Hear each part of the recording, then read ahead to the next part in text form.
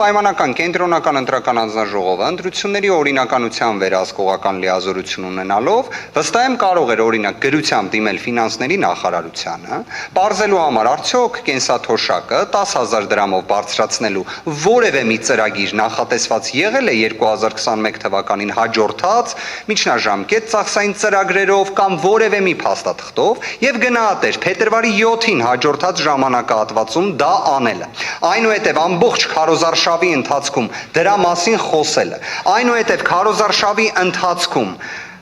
պոտենցիալ ընտրողներին ասելը, որ եթե չընտրեք քաղաքացիական պայմանագրին, սեպտեմբերին պատերազմա լինելու։ Այ օրինակ դա գնահատվել է ինչ-որ կերպ ԿՀ-ի կողմից, դրա ազդեցության չափը, որովհետև դուք վստահ եմ նաև Հայաստանի Հանրապետության քաղաքացի եք, հասարակության մասն եք, օրինակ եթե ձեզ գալիս է անձ, ով որ նաև գործադիր իշխանության ղեկավարն է, ես լսեցի նաև երրորդ անձի պարզաբանումը, որ արձակուրդի մեջ գտնելով էլ չի դադարում լինել։ Մարդը ուղիղ ասում է, եթե չեք տալիս սահմանադրական մեծամասնություն, պատերազմա լինելու։ Այ այդ արտահայտությունը, որը պարզվեց հետո, իրականությանը չէր համապատասխանում։ Ինչ ազդեցություն է ունեցել։ Ունեցել է թե չէ, թե ընդհանրապես ազդեցություն չունի։ Դա էլ է պատասխան։ Պարոն Վարդանյան, ողջ նախընտրական միջավայրը, նախընտրական քարոզչությունը, ամբողջությունը գնահատվել է եւ արտացոլված է 258-ա որոշման մեջ։ Ես այժմ հարցերս կցանկանամ տալ Հակակոռուպցիոն կոմիտեին ուղղակի վերջին հարցադրումն էլ, քանի որ մեր դիմումում կա նաև պնդում, որ կենտրոնական ընտրական հանձնաժողովը, իդեմս կենտրոնական ընտրական հանձնաժողովի նախագահի անկախության դեֆիցիտ է ունեցել, ես դրա վերաբերյալ որևէ հակափաստարկում չեմ լսել։ Այժմ հարցս տամ հակակոռուպցիոն կոմիտեին։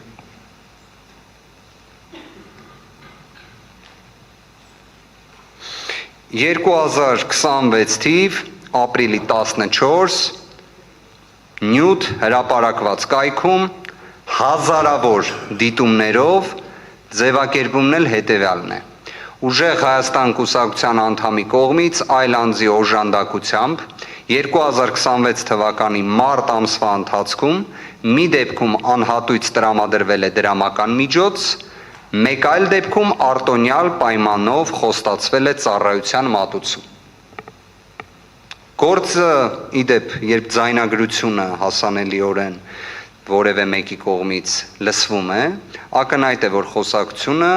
մի կնոջ խոսակցություն է, տառն էլ անվանման ճիշտ դրված է, Գ տառը, ես կբացահայտեմ, քանի որ դա նաև հետագայում էլ հանրայնացվել է, այդ թվում հայկական ժամանակ օրաթերթի կողմից, Գոհար Ղումաշյանի մասին դեպքն է, որ խնդրեմ, կբացահայտեք այս գործով հետագա զարգացումները որոնք են եղել, ինչի համար եմ ընդգծում սա, նկատեցիք, ուժեղ Հայաստան կուսակցության անդամի ձևակերպումը։ Իդեպ այդ դրվագի վերաբերյալ ես փորձելու եմ նաև ընդհանուր կոնտեքստը բացահայտել դատարանի առջև, թե այս մեկ դեպքով ոնց են կարողանում ամբողջ այս հակաքարոզչությունը բացահայտել։ Խնդրեմ կհայտնեք ինչ զարգացում է ունեցել Գոհար Ղումաշյանի վերաբերյալ նշված հրապարակումը, հայտարարությունը եւ վարույթը։ Բարձր դատարան, Գոհար Ղումաշյանի վերաբերյալ քրեական վարույթը մեղադրական եզրակացությամբ գտնվում է դատարանում։ Ներողություն, ճշգրտող մի հանգամանք։ Ճիշտ եմ հասկանում, որ մեղադրական եզրակացությամբ ուղարկվել է դատարան, ըստ որի իբրև Գոհար Ղումաշյանը անհատույց տրամադրել է դրամական միջոց, մեկ այլ դեպքում արտոնյալ պայմանով խոստացել է ծառայության մատուցում։ Այս երկու դրվագով է ուղարկվել դատարան։ Գոհար Ղումաշյանի վերաբերյալ քրեական վարույթը ուղարկվել է մեկ դրվագով դատարան, ինչու, որովհետև Հակակոռուպցիոն կոմիտեն նախաքննական մարմին նախաքննություն իրականացնելիս առանց որևէ կանխակալ վերաբերմունքի հավաքել է եւ անձին ենթադրյալ մեղսագրվող արարքը, անձին կողմից ենթադրյալ կատարված արարք հիմնավորող կամ հերքող փաստեր։ Առաջին դրվագի մասով ապացույցները բավարար են եղել քննիչի համար մեղադրական եզրակացում կազմելու մասով եւ դա ուղարկվել է մեղադրական եզրակացության դատարան։ Երկրորդ մասով կայացվել է հանրային քրեական հետապնդումը դադարեցնելու որոշում։ Դա նորմալ գործընթաց է կարծում եմ։ Իսկ ամբողջ խնդիրը ինչու՞մն է, այս երկրորդ մասը, որը բացահայտեցիք այսօր Սահմանադրական դատարանում դատաքննության ընթացքում, նույն ձևով, ինչպես տարածվել է ՀՀ հակակոռուպցիոն կոմիտեի կողմից բացահայտվել են բարեգործության արգելքի խախտման դեպքեր, որում հիշատակել եք ուժեղ Հայաստան կուսակցության անդամի մեկ այլ դեպքում արտոնյալ պայմանով խոստացվել է ծառայության մատուցում, ձայնագրությունն էլ, որը հրապարակված է շատ հստակ ձայնային ուղեկցմամբ է, այդ նույնից արել եք հետագայում օրինակ, որտեվ եթե չեմ սխալվում, հենց քարոզարշավի ընթացքում է, որ մի մասով քրեական հետապնդումը դադարեցվել է։ Օրինակ հակակոռուպցիոն կոմիտեն նույն ջանասիրությամբ այդ տվյալը, որը հիմա դուք հաստատեցիք, զանգվածային լրատվության միջոցներով մամուլի ծառայությունը հակակոռուպցիոն կոմիտեի տարածել է դա նույնությամբ, թե ոչ։ Բարձր դատարան, ինչպես նշեցի իմ բազմաթիվ ելույթներում, այդ ցանկացած հրապարակումը կոնկրետ իրավական եւ կանխարգելիչ նպատակ է հետապնդել։ Հրապարակային գործունեության ընթացքում լատենտային ընտրական հանցագործությունների դեմ պայքարը, հասարակությանը ներգրավելը, կանխարգելիչ հանրային ազդակ ստեղծելն է։ Ներկայումս տարբեր քրեական վարույթներ կան, որոնց վերաբերյալ կայացվել են վարութային ակտեր, որոնց մասով գուցեև հակակոռուպցիոն կոմիտեն հետագայում իր ընդհանուր հաշվետվության մեջ անդրադառնա, բայց հակակոռուպցիոն կոմիտեին գործողություններում ձեր նշածի մասով որևէ ապօրինի գործողություն ես չտեսա, որ կոնկրետ այդ մասով հրապարակում եղել է թե ոչ, որ լիներ կիմանայիք, չի եղել, բայց մեր ձայնագրությունը, որը դուք նշեցիք հրապարակվել է, այդ ժամանակ եղել է հանրային քրեական հետապնդում երկու դրվագով, եւ որ հրապարակումը, որ կա փաստական տվյալներով, որոնց մասին դուք խոսեցիք ձայնագրության մեջ, եղել է հանրային քրեական հետապնդման որոշում։ Եվ մի ճշտող հարց էլ Գոհար Ղումաշյանը առնչություն ունի ուժեղ Հայաստան կուսակցության հետ, թե ոչ, որտեվ ձեր խոսքից հարգելի դիմողի ներկայացուցիչ հասկացա, որ Գոհար Ղումաշյանը ընդհանրապես կապ չունի ուժեղ Հայաստան կուսակցության հետ, ընդհանրապես չի ասոցացվում, ուղղակի մենք փորձել ենք նույնացնել։ Իդեպ բարձր դատարան այս հանգամանքն էլ բացահայտելու տեսանկյունից, քանի որ գործընկերը երբ պարզաբանում էր ներկայացնում բացատրություն, հիշատակում էր, որ ձայնագրությունները հրապարակելիս, քանի որ այն միշտ զուգակցվել է կամ ուղղորդումը եղել է կուսակցական գործունեության հետ, այդ իսկ պատճառով միշտ ուժեղ Հայաստան անվանումը կուսակցության իրենք հիշատակել են։ Այս ձայնագրությունից ակնհայտ է, որ նշվածը եւս իսպառ բացակայել է։ Պայմանականորեն, եթե դուք դիտարկում եք, որ կուսակցության անդամը, օրինակ, ես էլ մեկ այլ կուսակցության անուն կարող եմ տալ, մեքենա վարի ոչ սթափ վիճակում, այդ ժամանակ քննչական կոմիտեն հաղորդագրություն տարածելիս պետք է հենց դա նշի, թե ոչ։ Հիմա ես մյուս իմ հարցը տամ, այնուհետև նաև կամփոփենք, որովհետև փաստը մնաց փաստ, որ դուք մի կողմից տարածումը տվեցիք հայտարարության երկու դրվագով մեղադրանքի, բայց ի վերջո այն դարձել էր մեկ, եւ նույնը չեք արել հետագայում։ Հակակոռուպցիոն կոմիտեն նաև հանդիսանում է դատավորների նկատմամբ նախաքննություն, քրեական վարույթը իրականացնող մարմինը։ Դատավորների դեպքում, երբ մեղադրանք է առաջադրվում, դրա կանխարգելիչ նշանակությունը լինում է, չէ՞, այսինքն որ այլ դատավորներ նման վարքագիծ չդրսևորեն։ Այդ նպատակը կա, չէ՞, թե ոչ։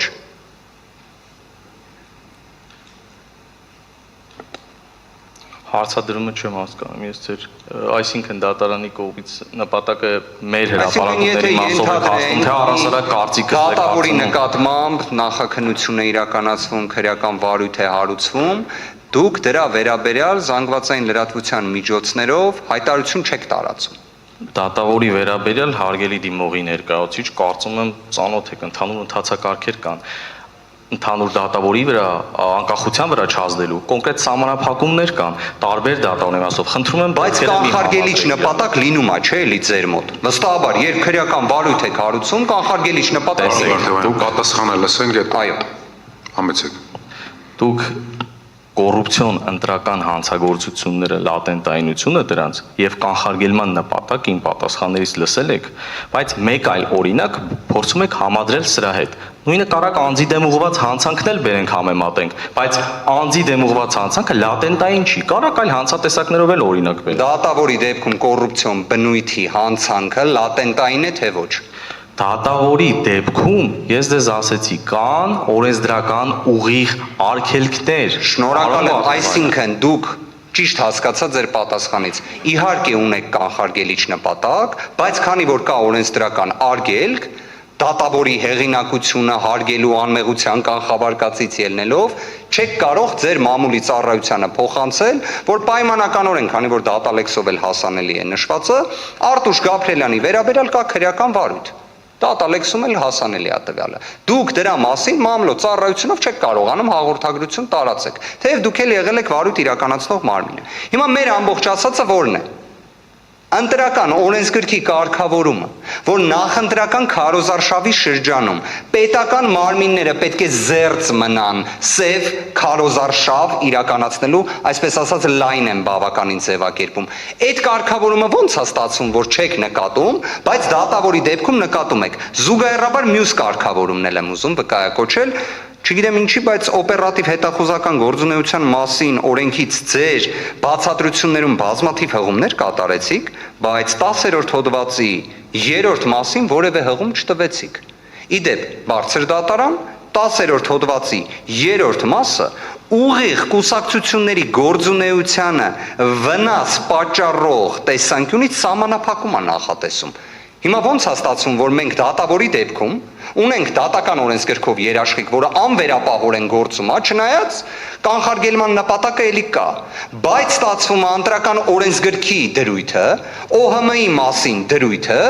ուժեղ Հայաստանի դեպքում կամ ընդդիմադիր կուսակցությունների դեպքում չի գործում։ Բացատրությունը ո՞րն է։ Զուգահեռաբար էլ, քանի որ միևնույնն է, դուք ձեր պատասխանը կառուցելիս պետք է հղում տակ նաև, ենթադրում եմ ձեր բացատրություններում հիշատակված Լյուդինն ընդդեմ Շվեյցարիայի գործին,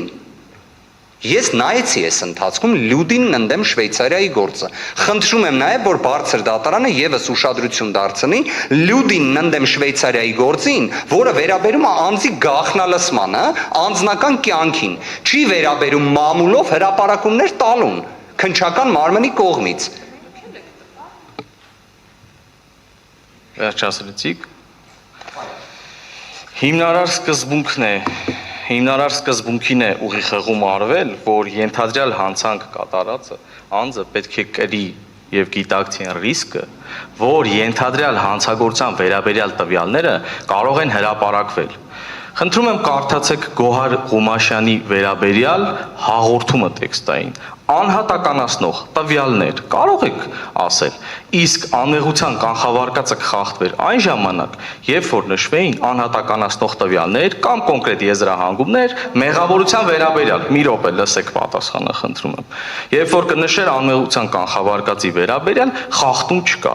բայց այնուամենայնիվ, ես իմ ելույթում եմ ասել, հղում կատարող սահմանադրությանը, մարդու իրավունքների կոնվենցիային, որ իրավաչափ նպատակի դեպքում այդ իրավունքը եւս կարող է սահմանափակվել, սա ուղղակի, բայց անմեղության կանխավարկածի խախտում չի եղել, որտեղ հակակոռուպցիոն կոմիտեի որևէ հրապարակման մեջ անհատականացնող տվյալներ չեն նշվել։ Ինչ վերաբերվում է մի դրվագը, երկու դրվագ հրապարակելուն մի դրվագին, շատ են դեպքերը, երբ որ հրապարակվել են երկու դրվագ, դրանք դարձել են 10 դրվագ, բայց ավելացնելու մասին հրապարակումներ չեն եղել։ Այսինքն կան եւ ավելացվածի, եւ բանի։ Կանխարգելիչ էֆեկտը կոնկրետ այդ պահին process-ում ըստ արկա տվյալների համակցության կանխարգելիչ ազդակ հասցնելն է, ոչ թե ինքնանպատակ հրապարակումներ անելը։ Ես ձեր նաև բացատրությունից, նաև գլխավոր դատախազի տեղակալի բացատրություններից կարելի ասել մեկ հետևություն արեցի, որ միասնության թևեր կուսակցության կողմից ներկայացված հաղորդման վերաբերյալ ընթացք է տրվել։ այսինքն քրեական վարույթ նախաձեռնվել է։ Ճիշտ եմ իմ այդ դատողության մեջ։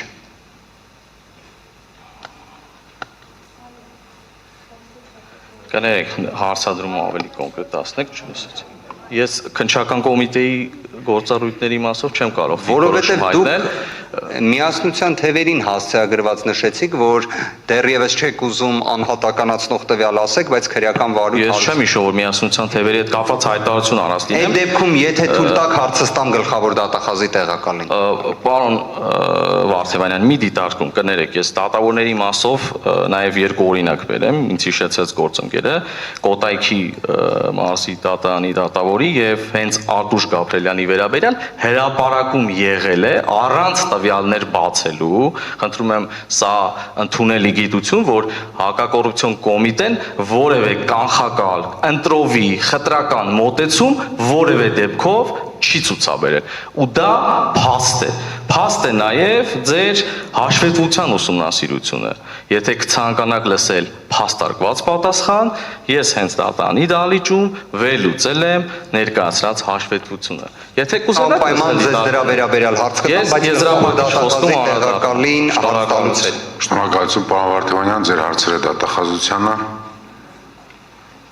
Դուք ունեք 5 րոպե, պարոն Վարդևանյան։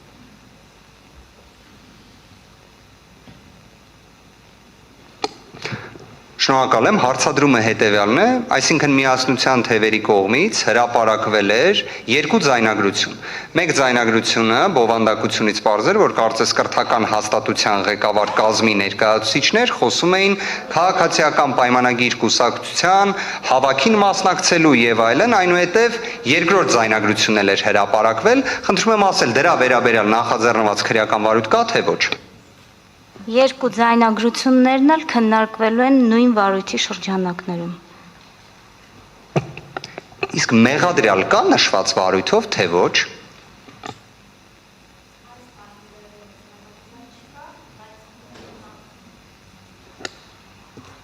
Այսինքն իմ վերլուծած վերջին տվյալներով մեղադրյալ չկա, բայց ես 3 օրա արդեն սահմանադրական դատարանում եմ, միգուցե կա։ Գործընկերները հուշում են, որ մայիս ամսվա ընթացքում էր հրապարակվել նշված ձայնագրությունը, այնուհետև անկեղծորեն սա չեմ կարող չհարցնել, որտեղ երկրորդ ձայնագրությունը ի վերջո իրավական քրեադատավարական տեսանկյունից նայենք դասական իմաստով խոչընդոտելու ռիսկի փաստական տվյալներ, որտեղ կրթական հաստատության ենթադրաբար ղեկավարը ասում է այդ ով է փոխանցել իմ ձայնային հաղորդագրությունը միասնության թևերին։ Հիմա ես ճիշտ եմ հասկանում, որ մենք 2026 թվականի հունիսի 28-ի դրությամբ դեռ չունենք մեղադրյալ։ Վարույթը նախաձեռնվել է 236-րդ հոդվածի հատկանիշներով, այսինքն հավաքին, օրինական հավաքին մասնակցելուն, հարկադրելու, նյութապես շահագրգռելու հանցակազմի մնացած տարերը չասեմ, այդ հանցակազմով։ Ինքը քրեական վարույթը ունի լայն քննչական գործողություններ կատարելու, ապացուցողական գործողություններ կատարելու անհրաժեշտություն, որովհետև դա վերաբերվում է մի հանցակազմի, անձը կարող է գտնվել իր կամքով որևէ հավաքի, բայց քննության խնդիրն է հաստատել, անձը իր կամքով է գտնվել այդ հավաքին, նրան հարկադրել են, նյութապես շահագրգռել են, շանտաժ են ենթարկել, թե անձը հավաքին գտնվել է, որովհետև ցանկացել է մասնակցել այդ հավաքին, լսել երաժշտություն, լսել համերգ եւ այլն։ Դրա համար մեծածավալ աշխատանք է նաև ապացուցողական առումով լսել հավաքին մասնակցած բոլոր աշակերտներին, վերլուծել։ Տիկին գլխավոր դատախազի տեղակալ, ես ճիշտն ասած հաշվի առնելով, որ նաև տեղեկացված եմ, որ ուժեղ Հայաստան կուսակցությունների դաշինքի անդամների նկատմամբ նաև նշված հոդվածով մեղադրանք կա, նաև քննչական կոմիտեի վարույթում, այնպես է ստացվել, որ ձեր նկարագրած լայնածավալ վարույթային գործողությունները չեն կատարվել, այլ շատ հրատապության կարգով մեղադրանք է առաջադրվել, նաև նույնիսկ կալանքի միջնորդություն է ներկայացվել, եւ դա կատարվել է պայմանականորեն հավաքին շատ կարճ ժամանակահատված անց։ Հիմա այստեղ նաեւ կարող եք պատասխանել հարցին, պայմանականորեն ես որպես ոչ անաչառ դիտորդ Քավլիցի, բայց անաչառ դիտորդը ինչպես կարող է ձևավորել իր կարծիքը, երբ մեկ դեպքում կա երկու ձայնագրություն, որից մեկում ակնհայտ է խոչընդոտելու ռիսկը։ Ես դատախազ չեմ աշխատել, բայց ամեն դեպքում այդ խոչընդոտելու ռիսկի փաստարկված տվյալը, որ որպես փաստաբան գործունեություն իրականացնելու ընթացքում երբեք չեմ տեսել, այդտեղ տեսնում եմ, բայց նույնիսկ մեղադրանք չկա։ Բայց հակառակ դեպքում, երբ այդ չի վերաբերում քաղաքացիական պայմանագրին, դրա դինամիկան լրիվ այլ է։ Այս մասով ձեր պատասխանը որը կլինի, որ մեր պնդումը ինչ որ կերպ, այսպես ասած, փորձ արվի հերքելու, որտեղ այո մեր պնդումը այն է, որ քրյա դատավարական, քրյա իրավական, իրավապահ մարմինների գործիքակազմը որպես զենք օգտագործվել է ընդդիմադիր հայացքներ ունեցողների դեմ եւ հավասարությունը չի պահվել որևէ կերպ նույն օրինակ քաղաքացիական պայմանագրին վերաբերող դեպքերում։ Ձեր պնդումը, հարգելի դիմող, հաստատապես հերքվում է։ Ձեր պնդումը հերքվում է ոչ միայն հավաքներին մասնակցելու, այլ նաև ատելության խոսքի, հաղորդումների ընթացքից ելնելով։ Մենք ունեցել ենք տարբեր քաղաքական ուժերի կողմից ներկայացված դիմումներ, այդ թվում դիմում, որ քաղաքացիական պայմանագիր կուսակցության, որովհետև այդ հարցը անընդհատ քննարկվում էր, ատելության խոսքի հաղորդում, վերաբերյալ հաղորդում,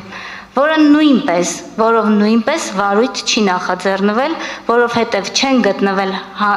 հանգամանք հատկանիշներ հանցագործության տարեր պարունակող եւ տարբերակված մոտեցում երբևէ չի դրսևորվել։ Կներեք, բայց ես չեմ կարող չասել, որտեղ ատելության Պարոն Վարդանյան, վերջի հարցի հնարավորությունը ունեք։ Եթե գուցե կարող ենք երկու հարցը ձևակերպել, թե հենց մեկ բարձր դատարան։ Եթե հնարավոր լիներ, որ վերջին հարցը տայի գլխավոր Եթե կարճ են երկու հարցերը ձևակերպելու համար։ Միանշանակ։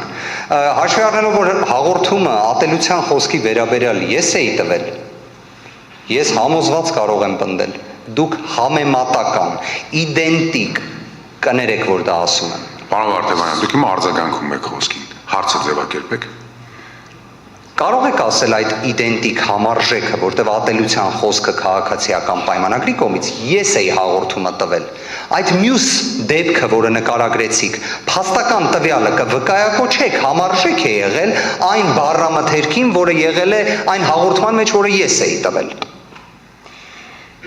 Հարգելի դիմող, ես նախորդ անգամ արդեն պարզաբանեցի, որ ոչ մի հաղորդման, ոչ մի քրեական գործի փաստական հանգամանքներ չեմ ներկայացնելու եւ գտնում եմ, որ նույնիսկ նշեցի, որ սա այն հարթակը չէ, որտեղ ես ներկայացնեմ մեդի դիրքորոշումներ, ատելության խոսքի, ռապատի կանոններ եւ այլ չափանիշներ, որոնցով գնահատվում են։ Միգուցե քաղաքական խոսքի կոռեկտության սահմաններն անցել են, որովհետև ես հստակ կարող եմ, դուք խոսում եք դրանց մասին, բայց դրանք հանցագործության հատկանիշներ պարունակող հաղորդումներ չեն եղել։ Այդ հաղորդման վերաբերյալ կայացվել է դատական քննիչի կողմից դիրքորոշում է հայտնվել քրեական վարույթ չնախաձեռնելու մասին, այդ վարույթով դուք այդ հարցով ներկայացրել եք բողոք, որը քննարկման փուլում է, իսկ քանի որ դատախազը չի վերացրել, այսինքն ոչ թե վերացրել, այլ չի հանձնարարել քննիչի նախաձեռնել վարույթ, հետևաբար դատախազը համաձայն է եղել քննիչի դիրքորոշումների հետ։ Մնացածը արդեն դատարանի առաջին ատյանի վերաքննիչ եւ վճռաբեկ դատարանների լիազորությունների շրջանակներում են։ Շնորհակալություն, երկրորդ հարցը։ Վերջին հարցը կցանկանայի տալ քաղաքացիական պայմանագիր կուսակցությանը բարձր դատարան։ Բարձրեք։ Ձևակերպեք հարցը։ Շնորհակալ եմ։ Հարցադրումը հետևյալն է։ Մեր կողմից ներկայացվել է դիրքորոշում, պնդում, որ 2026 թվականի փետրվարի 7-ից մինչև հունիսի 7-ը եւ հաջորդած ժամանակահատվածը մինչև 14 հունիսի տեղի են ունեցել այնպիսի ընտրախախտումներ, որոնք իրենց ձևով, բնույթով եղել են կազմակերպված, կրել են պարբերական բնույթ եւ էական ազդեցություն են ունեցել ընտրության արդյունքների վրա։ Ես լսեցի ձեր պատասխանը այլ գործընկերների հարցադրումների վերաբերյալ, որոնք վերաբերում էին ձեր դիրքորոշմանը, թե ի վերջո այս ընտրությունների արդյունքների նկատմամբ էական ազդեցություն եղել է թե ոչ ձեր գնահատմամբ կամ ձեր դատողությունների տիրույթում։ Ես կցանկանայի նաև հենց իմ կողմից այս հարցադրումը հնչեր, որովհետև անկեղծորեն եմ ասում, եթե ձեր դիրքորոշումը լինի այնպիսին, որ դուք եք գտնում, որ այս ընտրության արդյունքները պետք է անվավեր ճանաչվեն, ունենալով ձեր յուրովի փաստարկները, դրանք կլինեն իմ պատկերացումների հետ համընկնող, թե ընդհանրապես չհամընկնող, ես կարծում եմ բարձր դատարանը դրան բավականին մեծ կշիռ կտա։ Հարցը ո՞րն էր։ Դուք գտնում եք, որ այս ընտրությունների արդյունքների վրա էական ազդեցություն ունեցող ընտրախախտումներ եղել են թե ոչ, եւ դրանից ելնելով դուք արդյոք կմիանաք այն դիրքորոշմանը, որը ներկայացրել ենք մենք բարձր դատարանին, որ լինեն կամ նոր ընտրություններ, կամ լինի ընտրությունների երկրորդ փուլ։ Պարոն Վարդևանյան, ես կարծում եմ, որ դուք ձեր հարցի պատասխանը դեռ 3 եք ստացել, երբ որ մեր դիրքորոշման վերջնամասում մենք ասել ենք, որ գտնում ենք, որ բոլոր դիմումները ենթակա են մերժման, որոնց, եթե չեմ սխալվում, բոլորը իրանց մեջ պարունակում են ընտրությունները անվավեր ճանաչելու պահանջ։ Եվ չենք ասել դա, որովհետև համաձայն չենք հիմնավորումների հետ։ Մենք կարծում ենք, որ ինչպես դուք ասացիք, զանգվածային համակարգված ճիշտ լսեցի եւ պարբերական եւ ընտրությունների արդյունքների վրա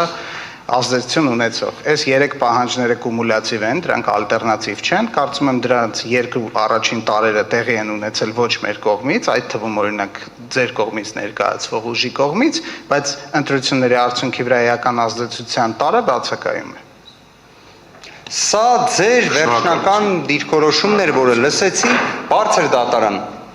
Պատասխանը լսեցի։ Ես եթե իհարկե գիտեմ արդեն դատարանը 1 հարց էր ինձ թույլ տվել, բայց եթե 2 հարց էին ձեզ։ 2 հարցեր։ Եթե հնարավորություն ունենայի վերջին հարցնել ոստիկանության ներկայացուցիչին տալ, իմ կարծիքով նաև դատարանին հետաքրքրող հարցադրման վերաբերյալ կլինի։ Այսինքն գործի քննության արդյունավետությունից, եթե ոչ, չեմ տա։ Պարոն Վարդևանյան, եկեք ընդհատենք եւ հնարավորություն տանք կենտրոնական ընտրական հանձնաժողովին հարցեր տալ։ Շնորհակալ եմ բարձր դատարան։ Նույնպես շնորհակալություն ենք հայտնում ձեզ, խնդրենք զբաղեցնել ձեր տեղը եւ կենտրոնական ընտրական հանձնաժողով հարցեր տալու ձեր հերթն է, խնդրեմ, եթե ունեք հարցեր։ Իդեպ ձեր հարցերի համար էլ համանդրական դատարանը նույն ժամանակներ սահմանել ինչ դիմողների, այսինքն 1 ժամ 30 րոպե։ Բարձր դատարան կենտրոնական ընտրական հանձնաժողովը հարցեր չունի։ Շնորհակալություն։ Հարակից պատասխանողներ, սկսենք նույն հերթականությամբ, Հայաստանի Հանրապետության դատախազության ներկայացուցիչներ, չունեք հարցեր։ Ներքին գործերի նախարարություն, չունեք հարցեր։ Հակակոռուպցիոն կոմիտե։ Համեցեք։ 40 րոպե ունեք, կարող եք մերկ, կարող եք ավել։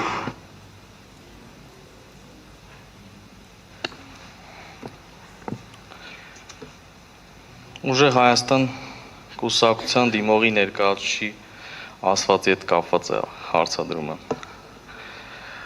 Կայակոչվեց օպերատիվ հետախուզական գործունեության մասին օրենքի ցեղում եւ նշվեց, որ իրավապահ մարմինը ի վնաս կուսակցության գործունեությանը միջամտելու արգելք կա։ Ես խնդրում եմ պարզաբանել, թե հակակոռուպցիոն կոմիտեի հրապարակային համալիր միջոցառումները տեսանյութերի հրապարակման, տեքստային հաղորդագրությունների հրապարակման, ձայնագրությունների հրապարակման, արհեստական բանականության գործիքակազմով տեսահոլովակների հրապարակման, SMS հաղորդագրությունների ուղարկելով, կոչ անելով, ասել ոչ ընտրակաշառքին։ Վերջնականապես արմատախիլ անել ընտրական կոռուպցիան Հայաստանում։ իշահ որ կազմակերպության է գործել եւ իդեմ որ կազմակերպության է գործել։ Շնորհակալ եմ հարցի համար։ Ես հատուկ ուզում եմ ընդգծել, որ ցանկացած տեսակ ընտրակաշառք, լինի դա վարչական ռեսուրսի արդյունքում իրացվող, թե որևէ անձի կողմից իրացվող, անընդունելի է, դատապարտելի է, զազրելի է։ Միաժամանակ անընդունելի է նաև որևէ ձևով ՕՀՄ գործողությունների արդյունքում ստացված ձայնագրությունները որևէ կերպով մոնտաժելը եւ դրա շրջանակներում կուսակցությանը ի վնաս հիշատակումներ կատարելը։ Ես այստեղ նաև շատ հստակ որպես օրինակ ուզում եմ վկայակոչել, որ ես չեմ պատկերացնում ոնց կարող է ՕՀՄ արդյունքը բխի վկայակոչածս ՕՀՄ մասին օրենքի 10-րդ հոդվածի 3-րդ մասի կարգավորումից, երբ ՕՀՄ ձայնագրությունը հանրայնացվում է, որտեղ օրինակ երկու կին, կրկին եմ ասում, հարգանքով իրենց նկատմամբ այդ խոսակցությունը անձինք, եկեք ուզում եք կին բառը հանեմ, դնեմ տղամարդ, ունենում են այդ խոսակցությունը տանը, կենցաղային պայմաններում, քննարկելով կենցաղը, ու որտեղ օրինակ տալիս են Ղազինյան Դավիթի անունը, ու դա հանրայնացվում է լռության պահպանման օրը, եւ այստեղ մի հռետորական հարց էլ կարող է հնչել բարձր դատարան, իսկ ոնց է լինում, որ հունիսի 5-ին գալիս են Ղազինյան Դավիթի տունը խուզարկում են, բայց այդ օրը այդ ձայնագրությունը չեն հրապարակում, դա հրապարակում են հունիսի 6-ին, լռության պահպանման օրը, երբ կենտրոնական ընտրական հանձնաժողովին թող հակակոռուպցիոն կոմիտեն հարց ուղի, ասի հարգելի կենտրոնական ընտրական հանձնաժողովի դե Ղազինյան Դավիթը հայտարարություն տարածեր հունիսի 6-ին լռության պահպանման օրը, նախազգուշացում չէիք կիրառելու իր նկատմամբ, որովհետև վերջինս պատգամավորի թեկնածու է։ Ամբողջ խնդիրը սրա մեջ է, թե չէ որ SMS հաղորդագրությունները, արհեստական բանականության միջոցով գործողությունները, որոնք ուղղված են ցանկացած տեսակ հանցանքի կանխարգելմանը, լինի դա հակակոռուպցիոն կոմիտեի ենթակայության, թե քննչական կոմիտեի ենթակայության, նույն օրինակ հավաքներին հարկադրաբար մարդկանց ներկայացնելը կամ եւ այլ, կամ ատելության խոսքը իդեպ, որը էլի քննչական կոմիտեին է։ Իհարկե դա կարևոր է, բայց ոչ դա որպես զենք քաղաքական գործընթացների շրջանակներում իրականացնելը։ Շնորհակալություն։ Այլ հարց ունեք, պարոն։ Բարձր դատարան, այլ հարց չունեմ, արձանագրում անեմ եւ ավարտենք։ Դարձյալ Պարոն Ասատրյան։ Գերակը շռեց, քանի որ ռետորական հարց հնչեց եւ նաեւ ակադարձում եմ դրան, չնայած հարցի լավություն է, բայց դիմողի ներկայացուցիչ։ Պարոն Ասատրյան, եկեք արձանագրեք դա ձեր մոտ եւ ուղղակի ձեր ամփոփիչ խոսքում անպայման անդրադարձեք։ Շատ բան։ Չէ, հարցը ժամանակը չի, հարցը այն է, որ մենք հարցու պատասխանի փուլում ենք։ Եզրափակիչ խոսքում կանրադառնամ։ Շատ լավ, դուք նշեք ձեր մոտ եզրափակիչ խոսում արձագանքեք անպայման։ Շնորհակալություն։ Եվ հարցերի համար համեցեք։